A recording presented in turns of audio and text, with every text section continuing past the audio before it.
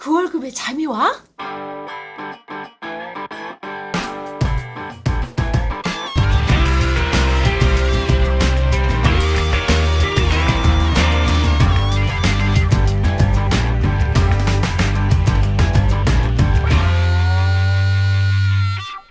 안녕하세요. 그 월급에도 잠이 오게 하는 방송 머니스토리 TV 꼰대 김광주입니다. 네, 뭉치 양승민입니다. 반갑습니다.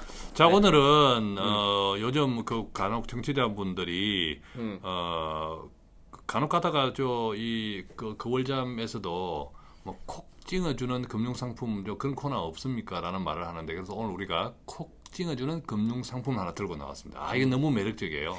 찍어주는 게 우리는 이제 좋은 걸 찍어주는 게 아니고요. 이 새끼 안 좋다고 찍어주는 거예요. 야, 안 좋아! 찍어주는 거예요. 예. 예, 자, 그래서 요즘 그 신문만 펼쳐보면 또 이런 기사들 나오는 것 중에 아주 제목이 깔끔하고 매력적인 게 있어요. 월급 준다, 월급. 월급 준다. 예. 월급 주는 뭐 무슨 통장, 월급 주는 상품 이런 것들이 있는데 특히 월급이라는 말에 지금 월급을 받는 사람도 뭐 매력적이겠지만 월급을 옛날에 받았던 사람들, 그렇죠. 주로 은퇴자들, 그렇죠. 그죠? 월급 받은 지가 언제였지 하는 분들한테는 이 월급이 너무 달콤한 말이거든. 굉장히 메리트가 있죠. 내가 이제 또 질문들 많이 하는 게, 야, 내가 이제 은퇴 이후에 매달 얼마씩 받고 싶은데 그런 상품들에 대해서 좀 찾아주세요. 이게 공통된 관심사거든요, 은퇴자들이. 그러니까 그 심리를 계속 들고 파는 거죠. 그러니까 이 금융기관들이 아니 어디 빼먹을 데가 없어서 월급쟁이 네. 그게 그 심리를 어떻게 간파를 해가지고 네. 월급 준다 이걸 가지고 그냥 낚는 거예요, 그죠? 그래서 오늘은 그 월지급식 상품들의 함정에 대해서 저희가 한번 그 낱낱이 파헤쳐 보도록 하겠습니다. 그러니까 어떤 사람은 네. 이걸 오해한다고. 예를 들면 XX 증권에서 이런 뭐 월지급식 뭘 판다 이러면 마치 그 증권회사에서 월급을 따로 주는 줄 알아. 그렇지. 그렇죠. 네. 뭐 그 월급 그 증권회사에 취직되는 줄 알아.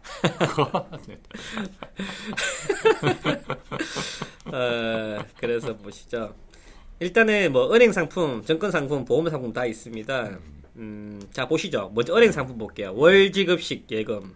월지급식이에요. 예. 아니 도대체 은행 예금에서 그 이자로 월급을 주면 얼마를 주겠다는 거예요? 얼마를 주겠다는 네. 거예요? 그래서 은행은 그나마 좀 착해요. 뭐냐면 뭐 연 한 2.75% 준다. 조금 금리 높게 줄게. 그리고 만기는 뭐 1년에서 5년 정도. 그리고 중요한 거는 1분의 1에서 준다 이거죠. 이게 뭐냐면 월지급식 상품이 말이 월지급 상품이지 지돈이 지돈 빼먹는 거예요. 그렇지. 네. 원금 넣고 거기다가 이자 은행 이자 플러스 해서 그것을 약정된 기간 동안 n분의 1로 해서 준다는 거잖아요. 즉 이익금을 분배해 주는 게 아니고요. 그냥 말 그대로 분배금이에요, 분배. 내 원금을 그냥 나눠줄게. 아니 그러니까 예를 들어서 네. 한 2천만 원 넣고 한 2천만 원 먹고 월지급식으로 해가지고 월 한 뭐 90만 원 준다 이렇게 해놓으면 아니 누구라도 저 2천만 원 넣으면 은행에 취직시켜 주는 것 같다 이래 하는 거지. 이래 하는 거지. 그렇죠. 그죠? 말라 이걸 할 거예요, 근데. 그래서 이제 사람들이 이제 대충 이 정도는 알 것 같아. 그러면 은행 거는 뭐 금리 똑같이 받고 그냥 매달 통장에 꼽아주는 용도로 그렇게 활용을 하는 같다라는 감은 있는데 그래서 사람들이 이제 투자에 대한 관심을 가지기 시작하는 거죠. 즉 투자형 월지급식 상품에 대해서 관심을 가지기 시작합니다. 그러니까 우리가 이제 이론적으로 보면 이제 일단 꿈을 꿔봅시다. 꿈을 꿔보면 내가 1억 원을 어떤 이제 어디 예탁을 했는데 거기서 월급을 준대. 네.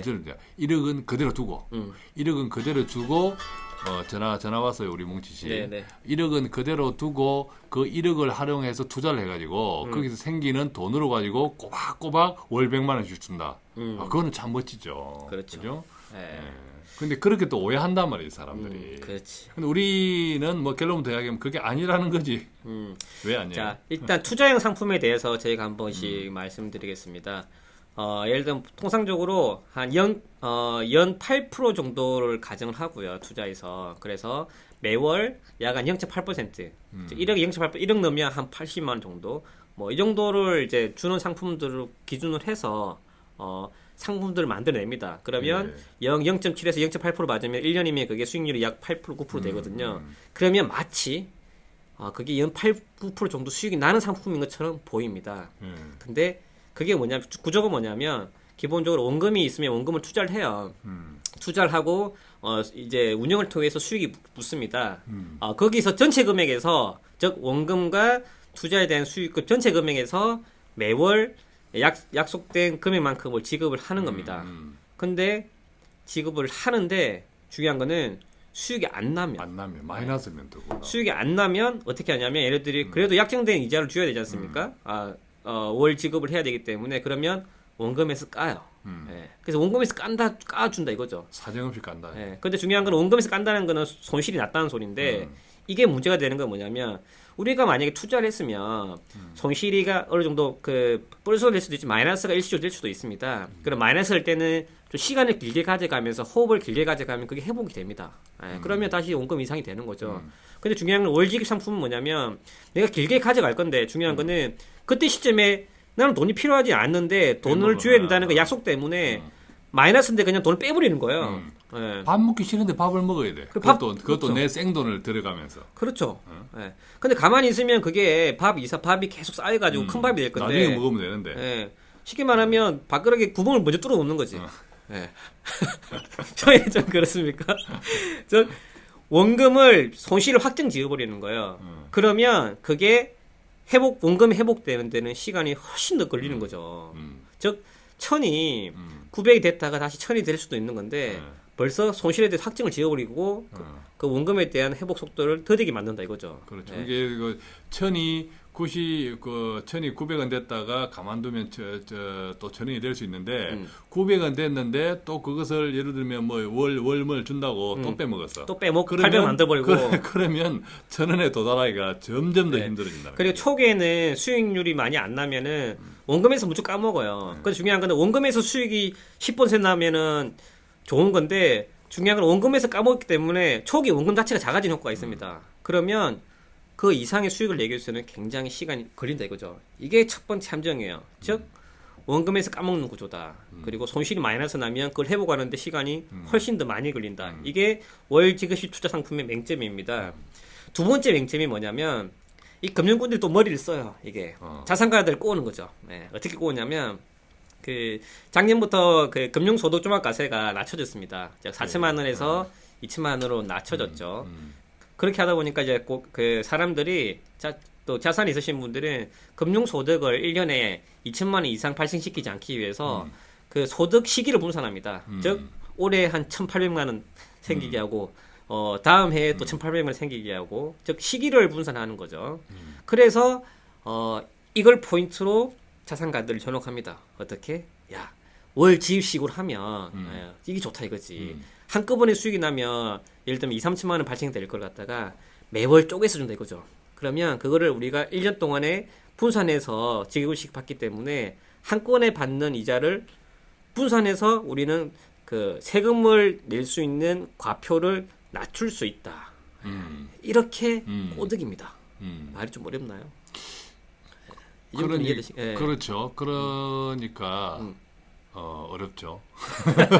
네, 즉 세금을 한꺼번에 소득을 한꺼번에 발생시키지 않고 월 지급식을 통해서 분산한다라는 효과가 좀 있습니다. 근데 이에 대한 맹점이 뭐냐면 이거예요. 첫 번째가 뭐냐면 즉 한꺼번에 소득이 예를 들면 2년 뒤에 발생이 된다면은 우린 그때 한꺼번에 세금을 내면 되지 않습니까?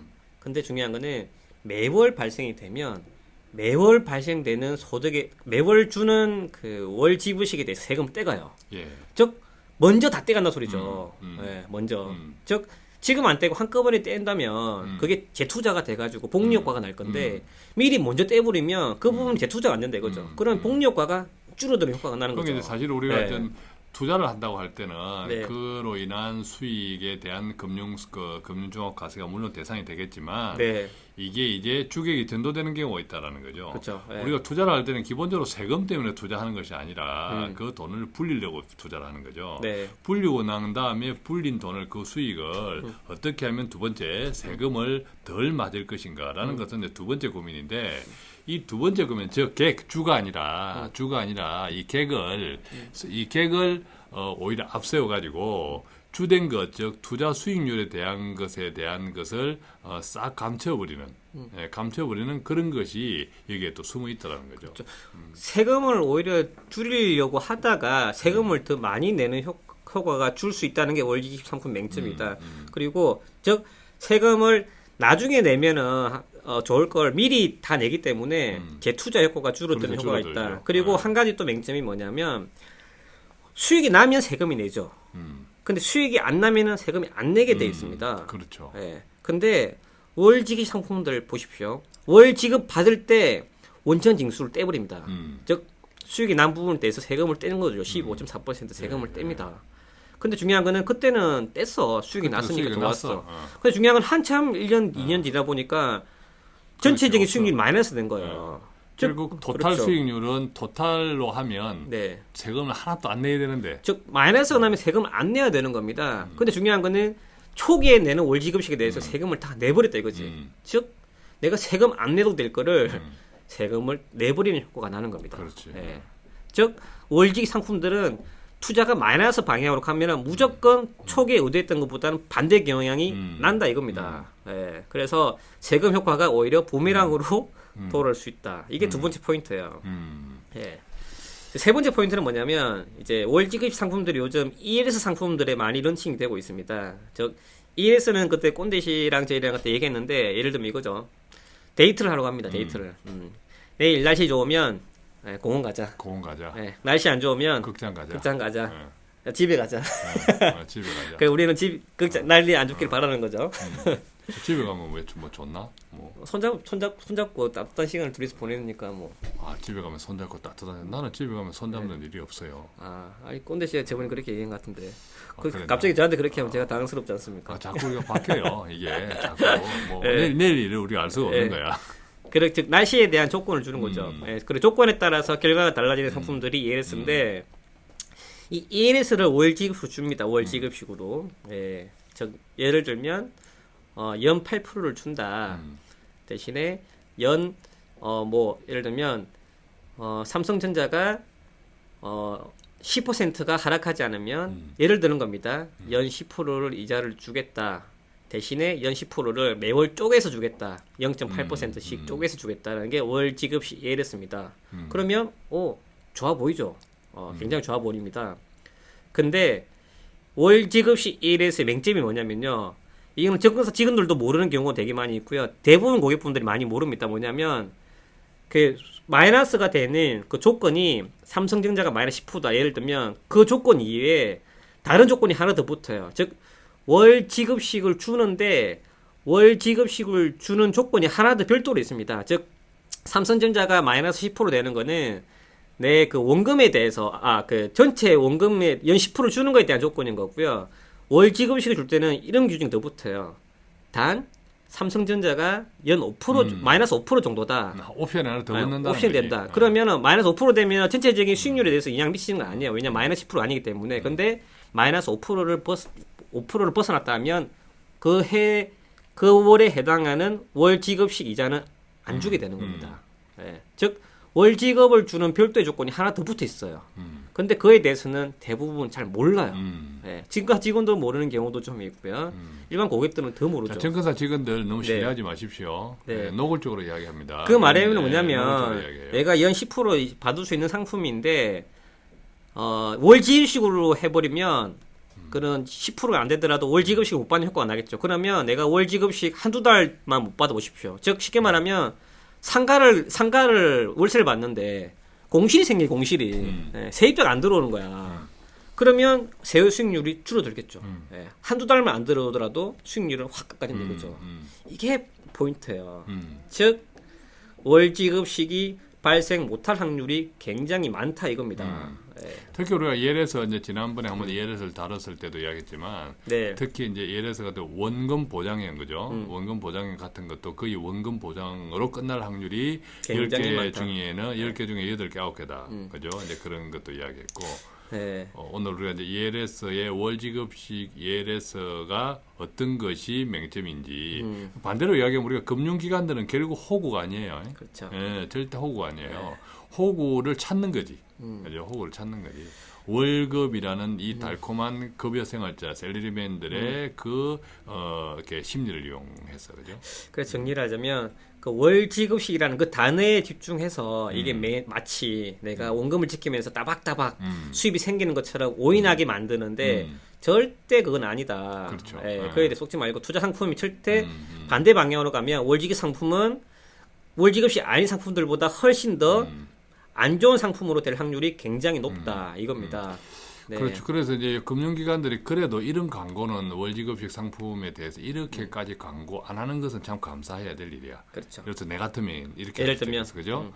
자, 우리 회사에 2천만 원 맡기고 취직하자. 2천만 원 맡기고 월 100만 원씩 월급 받자. 네. 이런 식으로 마치 월급 주듯이 취직이 되는 것처럼 이럴 것까지 광고를 안 하는 것에 대해서 저는 아주 참 감사하게 생각합니다. 부동산에 대해서도 비슷한 케이스가 있습니다. 예를 들면 현수막부터 현수막. 그렇지. 예. 예, 있어. 어떤 예를 들면 동대문 밀리언의 내 상가 분양 선착순 몇 명, 마감 민박. 3년 확정 수익 연 몇 %. 그 좋은 거를 왜 자기가 안 하고 남을 주려고 하는지 나는 그게 늘 이해가. 근데 중요한 거는 확정 수익을 고정시켜 놓습니다. 몇 년 동안, 5년 동안 임대 확정 이렇게 붙여놔요. 근데 중요한 거는 그 뒤에 이야기가 없죠. 없지. 이게 뭐냐면요. 이게 이꼴이죠. 즉 상가라는 거는 아시다시피 좀 건물을 내가 통으로 매집이 않는 이상, 예를 들면 건물 안에 한 개 정도 상가를 분양받는 경우 있지 않습니까? 예. 그거 보십시오. 팔려고 할 때 팔리는지 안 팔려요. 세입자들은 들어가고 싶어하지만 투자 용도로 사람들이 잘 안 가. 대부분 세금을 많이 가지. 그 말은 뭐냐면 안 팔린다는 소리는 현금화가 안 된다는 소리인 거죠. 그러면 쉽게 말하면 그거예요. 상가 투자에서 월세 받는 거는 내가 내 돈 투자해서 내 돈 빼먹는 개념이에요. 네. 그리고 우리가 이제 네. 그 뭐 월 몇 년간 확정이자 얼마로 뭐 보장 이런 것도 냉정히 이야기하면 그거 다 분양가에 포함되어 있다고 보면 돼요. 네. 예, 분양가 내가 내는 돈에 거기다 그런 것들이 포함되어서 가격이 나온다고 생각합니다. 아니 그걸 저도 그 정도는 연매품 줄 수 있어요. 주면 되잖아요. 원금에 그 돈 받았으니까 까면 되는 거고. 예. 월세 안 들어오면 보장금 받은 거에서 까면 되는 거예요. 그 중요한 건 그 이후에는 맞죠. 그게 뭐냐면은 분양까지 자기 까먹는 개념입니다. 자기 돈 넣고 자기 돈 빼먹는 개념이에요. 부동산 네. 이야기하니까 요즘 이게 며칠 사이에 뉴스 보니까 또 부동산 거래 절벽, 그죠? 이 거래 절벽이 심각한 모양입니다. 그죠? 심각하죠. 예. 네. 대책에 그런 게 있죠. 예, 아파트를 사는 것은 쓰레기를 사는 거다. 이런 표현이 과격한 표현이 있는데 그것이 사실 제가 썼던 말이 아니라 네. 아주 유명한 애널리스트가 그렇게 표현한 말이에요. 근데 그것은 추세적으로 이제 봐야 되는, 추세적으로 보면, 그래서 우리가 시대를 어떻게 읽어갈 것이냐, 최소한 10년, 어떻게 읽어갈 것이냐는 대단히 중요하고, 그렇게 그걸 시대를 잘못 읽어가는 속에서 이런 월급 준다, 이런 상품들에도 쉽게 해놓을 수 있는 거죠. 쓰레기라니까 제가 생각이 나네요. 그러면 이제 쓰레기들이 이제 길에 버려지는 시기가 올 거죠. 그러면 우리는 쓰레기를 주면 되겠네, 맞죠? 쓰레기를 주면 되겠네, 싼 값에. 그때도 또 네. 주워서도 안 될 수도 있어, 또 처리병이 더 들 수도 있어. 또. 왜 쓰레기 주워서 재활용 업체 갖다 주면 돈 주잖아요. 잘 줘야 되죠. 잘 주는 거죠. 네. 그죠. 예. 그런 관점에서 저는 부동산 접근하면 되겠다. 그런 게 우리가 이제 이런 거 월지급이 오늘도 이야기했지만 네. 금융기관들이 장사가 안 되잖아요. 첫째 요즘 안 네. 되다 보니까 또 뭐 부동산 안 되고 이러다 보니까 금융기관들이 자꾸 뭔가를 팔아야 되니까 제목이나 이런 것들에 좀 야시시한 그죠? 야시시한 네. 이런 것들을 많이 내고 있는데 해놓을 때면 안 됩니다. 제 돈 넣고 제 돈 빼먹을 확률이 많고 특히 투자형 상품들은 방향이 마이너스가 되면은 일반 월지식 아닌 상품보다 더 손실이 커질 확률이 굉장히 높다는 걸 반드시 머릿속에 기억해 두시고요. 또 이제 은퇴자들도 이런 상품에 좀 해놓게 되는 경우도 있지만 의외로 은퇴자가 아닌데 네. 목돈은 좀 있으니까 야 여기서 월지급식 준다니까 이거 안전하겠네 이렇게 해서 마치 부업을 하듯이 그렇게 생각하시는 분도 생각하고 가입하시는 분들도 간혹 계신다는 건데 잘 살펴봐야 돼요. 월지급식이 필요한 경우는 그럼 어떤 분이 필요할까에 대해서 한번 고민을 잠시 들었는데요. 이런 분들 필요할 수도 있을 것 같아요. 예를 들면 법인이에요, 법인. 법인 자금들은 중간중간에 필요한 돈이 있잖아요. 그렇지. 네. 근데 투자도 하고 싶은데 돈도 필요해. 현금화도 필요하죠. 그런 분들은 좀 필요하지 않을까요? 예를 들면 뭉친 돈이 있는데 중간중간 조금씩 써야 돼. 그러면 그 조금씩 그 쓰는 분들에 대해서 금액에 대해서는 좀 현금적으로 가져가는 것도 약간 그 부분들이 약간 좀 필요하지 보통 않을까. 이제 예를 들면 네. 의사들도 세금을 내려고 네. 나중에 세금 내면 뭉칫돈이잖아요, 그죠? 그렇죠. 예, 뭉치가 내는 뭉칫돈. 네. 세금 낼 때는 다 큰 돈들이기 때문에 의사들이 좀 고소득이 많고 그러다 네. 보니까 그 뭉칫돈을 그때 가서 만들면 좀 버거우니까 아무리 돈을 잘 벌어도 미리 달마다 이렇게 이렇게 쌓아두죠, 그죠? 조금씩 쌓아두는데 근데 그렇게 쌓아두는 상품 그 쌓아두는 돈은 언젠가 나가잖아요. 그렇죠. 언젠가 써야 되고 그런 등등의 어떤 좀 이제 현금 흐름인데 그런 그렇죠. 사람들은 사실은 뭐 수익률이나 이런 것을 기대하면서 하는 건 아니니까 그렇죠. 아니니까 네. 조금 나을 수도 있겠다. 그렇죠.